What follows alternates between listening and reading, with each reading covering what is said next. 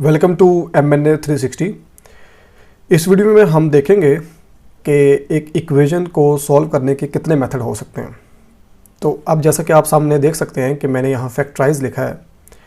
तो फैक्टराइज को सॉल्व करने से पहले मैं आपको कुछ चीज़ें बताना चाहता हूँ कि कोई भी इक्वेशन हो जिसे लीनियर इक्वेशन हम कहते हैं या क्वाड्रेटिक इक्वेशन कहते हैं, like ax² plus bx plus c is equal to 0, इस टाइप की कोई इक्वेशन हो जाए। अगर मैं इसको न्यूमेरिकल में लिखूं तो 4x² प्लस 2x प्लस 3 इज़ इक्वल टू 0। अब ये एक इक्वेशन है हमारे पास। इसको सॉल्व करने के 4 मेथड होते हैं। सबसे पहला जो मेथड है वो है ग्राफिकल। मतलब ग्राफिकल मेथड में हम एक ग्राफ बनाते हैं और ग्राफ बना के हम उसकी वैल्यू फाइंड आउट करते हैं। जैसे x की वैल्यू क्या होगी, it should be 2 values, right. So मैं आगे आने वाली वीडियोस में ये चारों मेथड 1 बाय 1 कवर करूँगा डिटेल में, सब क्वेश्चंस के साथ। अभी मैं सिर्फ आपको ओवरव्यू दे रहा हूँ।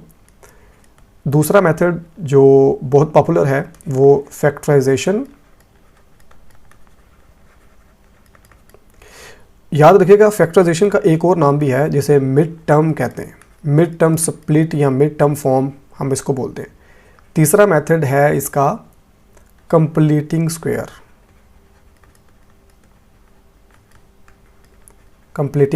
स्क्वायर।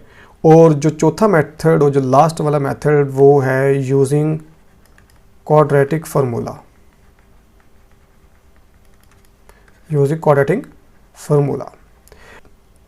अब यहाँ पे जो मैं आपको मेथड करवा रहा हूँ वो फैक्टराइजेशन का है। फैक्टराइजेशन में स्टूडेंट अक्सर कंफ्यूज होते हैं कि हम इसको किस तरह सॉल्व करें, क्योंकि अक्सर जो बुक में मेथड होता है वो थोड़ा सा डिफ़िकल्ट होता है। मैं कोशिश करूँगा कि आप लोगों को आसान करके समझाऊँ। आप देख सकते हैं यहाँ पे x² minus 18x plus 32 is equal to 0।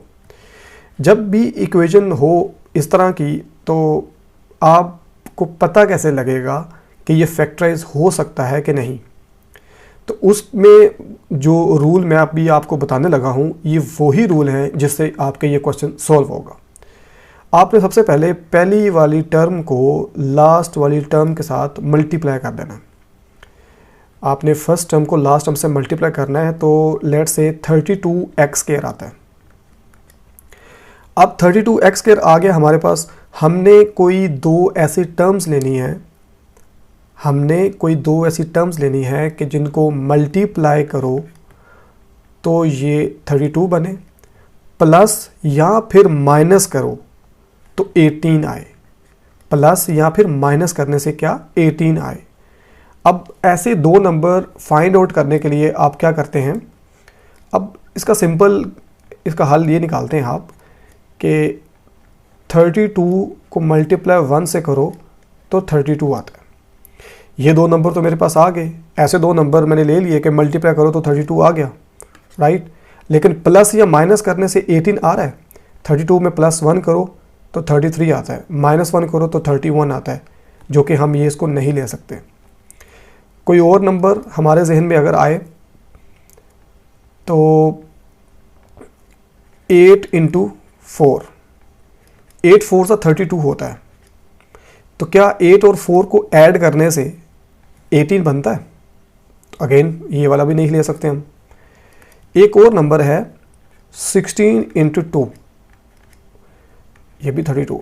तो क्या 16 और 2 को ऐड करने से 18 आ रहा है? सो यस, हम इन दो नंबर को चूज़ करेंगे। जब भी फैक्टराइजेशन का क्वेश्चन आए आपने ये तीनों रूल अप्लाई करने। ये एक रूल है, फर्स्ट रूल है।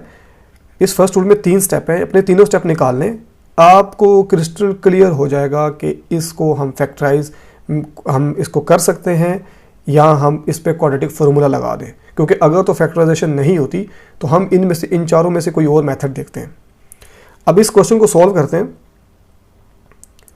जैसे कि ये क्वेश्चन है, अगेन मैं लिख लेता हूँ उसको, x² minus 18x plus 32 is equal to 0। मैंने फर्स्ट टर्म को लास्ट टर्म से मल्टीप्लाई कराया और मुझे पता लग गया कि 16 and 2 आर द टर्म्स। तो मैं क्या करता हूँ, एक्स स्क्वायर लिखा। अब याद रखिएगा -18x है, तो 16 -16 एंड -2 करूँगा तो ही -18 आएगा। इट्स मीन बोथ टर्म्स के साथ माइनस आ रहा है।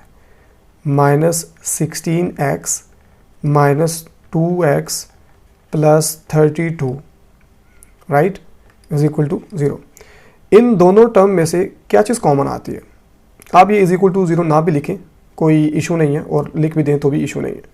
एक्स स्क्वायर -16x और -2x प्लस 32, इन दो में से एक्स स्क्वायर एंड 16x, तो क्लियरली लग रहा है कि इसमें से x कॉमन आएगा। x कॉमन लिया तो 2x थे, x की पावर 2 थी, एक बाहर ले लिया, एक x हमारे पास बच गया। -16x है, x ऑलरेडी बाहर आ चुका है तो हमारे पास 16 आ गया। सो ये वाली टर्म तो हो गई। अब -2x प्लस 32, इसमें से x तो कॉमन नहीं ले सकते क्योंकि कॉमन हम वो लेते हैं जो दोनों में आ रहा हो, इसमें भी इसमें भी। तो इसमें x है, इसमें नहीं है, तो हम x नहीं ले सकते। 2 ले सकते हैं बिकॉज 2 यहाँ पे तो है, यहाँ पे भी है। 32 डिवाइड बाय 2 हो जाएगा, तो हम 2 को कॉमन लेंगे, लेकिन हम -2 को कॉमन लेंगे बिकॉज -2 के साथ है, इसलिए अंदर x बचेगा इस टर्म की जगह, प्लस, और बाहर हमने जब माइनस लिया इस प्लस को चेंज कर देगा तो ये माइनस हो जाएगा, और 32 की जगह 16 आ जाएगा। अब देखें, अगर मैं इस ब्रैकेट को ओपन करता हूँ, इस ब्रैकेट को, -2x और माइनस प्लस 2 16 32, तो अगेन यही वाली टर्म बनती है। सो इसलिए ये वाला मेथड मैंने लगाया। अब दोनों फैक्टर का सेम होना ज़रूरी है, फैक्टराइजेशन के लिए दोनों फैक्टर का सेम होना ज़रूरी है। हम इसको लिखेंगे x -16, और जो हमारे पास लेफ्ट ओवर है लाइक x -2, x -2। इस तरह आप फैक्टराइजेशन के क्वेश्चन निकाल सकते हैं। आप MNA 360 को फॉलो करें, 9th और 10th class, first year and second year, each and everything include tips and tricks, past papers, important question, ये सब कुछ इसमें कवर किया जाएगा। Thank you.